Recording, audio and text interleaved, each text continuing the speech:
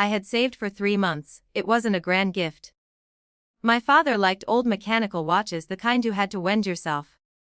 I found one in a second-hand shop.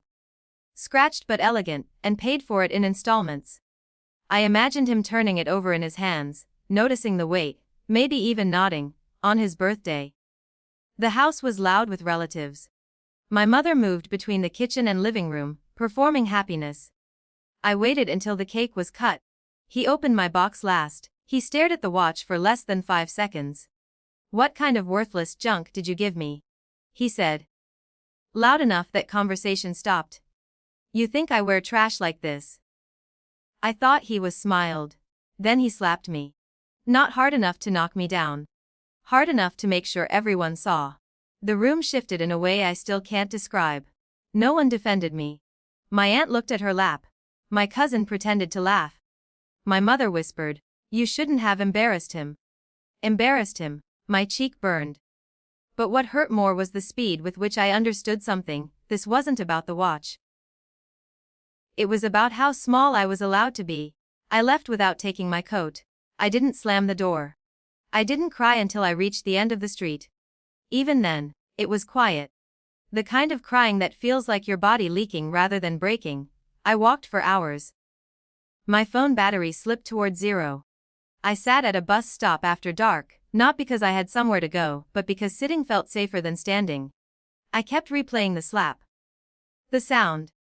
The way my mother had adjusted the cake candles afterward as if nothing had happened. If he could erase me that easily, what was I to him? By 10 at night. The street was nearly empty. A car slowed near the bus stop. I noticed it, then looked away. Cars slow all the time. The passenger door opened. Before I fully registered what was happening, someone grabbed my arm. It wasn't violent in the way movies show it. No shouting. No struggle dramatic enough to draw attention. Just firm, urgent hands and a body that moved mine with unsettling certainty. I tried to pull back, but I was cold and tired and stunned. The door shut. The car pulled away. I remember the smell of leather. The faint hum of the heater. My heart pounded so hard I thought I might faint. The man behind the wheel didn't look at me at first. He kept his eyes on the road, jaw tight. "Hello, dear," he said finally, voice controlled but unsteady. "I am your biological father." If he had told me he was taking me somewhere to hurt me, it might have made more sense. Instead, the words hollowed something out inside me. "What?" It came out barely audible. He glanced at me then. Not smiling. Not threatening. Nervous. "I've been trying to reach you for years," he said. "Your mother refused contact. I shouldn't have done this like this. But you were alone. I thought, you kidnapped me." His grip tightened on the steering wheel. "Yes." There was a folder on the dashboard. He passed it to me at a red light. Inside were photocopies. A birth certificate with his name listed. Court filings, letters returned unopened. My mind split in 2 directions. One part screaming danger. The other noticing small details, my last name hyphenated in an early document. Something my mother had once told me was a clerical error. "You're lying," I said, though it sounded thin. "I'm not." I felt anger then, not just fear. Anger at him for choosing this method. For turning my worst day into something even more destabilizing. "You don't get to appear like this," I said. "You don't get to decide you're my father." "I know," he said quietly. "But I am." A siren cut through the night. Red and blue lights flared behind us. For a moment, neither of us moved. Then he exhaled slowly and pulled over. The next minutes blurred an officer's flashlight in my face, the door opening.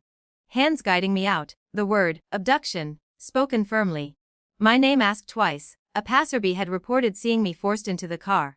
Authority entered the situation like cold water. Clear. Unarguable. At the station, under fluorescent lights, the story unraveled in pieces. The documents were examined. Calls were made. My mother was contacted. She arrived pale and furious, not at him, but at the exposure. It was a mistake, she told the officer. He has no rights. The officer, calm and procedural, said, "Mom, according to these records, he does." The room went quiet in a way my living room had not earlier that day. The truth wasn't dramatic, no secret. No hospital switch, just an affair. A young woman who chose stability over honesty. A man who signed papers and then lost in court. When my mother married the man who raised me. The man who slapped me. I sat between them and felt like an object passed back and forth in a dispute neither fully won. My biological father. If that's what he was, didn't fight when they handcuffed him. He only looked at me. I'm sorry, he said. I didn't know how else. I believed that he believed that. That didn't make it right. In a small interview room later, an officer asked me if I wanted to press charges. I thought about the slap, the car door, the folder of papers, 2 men claiming pieces of me in different ways. I want a DNA test, I said finally. Through proper channels. The officer nodded. I didn't go home that night. A social worker arranged temporamidation while things were sorted. I sat on a narrow bed staring at the ceiling, understanding something that felt both obvious and unbearable. Identity isn't a single thread. It's a knot. And sometimes it tightens without asking you. The man who raised me might not be my biological father. The man who might be my biological father kidnapped me. And somewhere inside all of that, there is still me. I don't know yet who I belong to. But for the first time, I'm starting to suspect that the answer might not be either of them.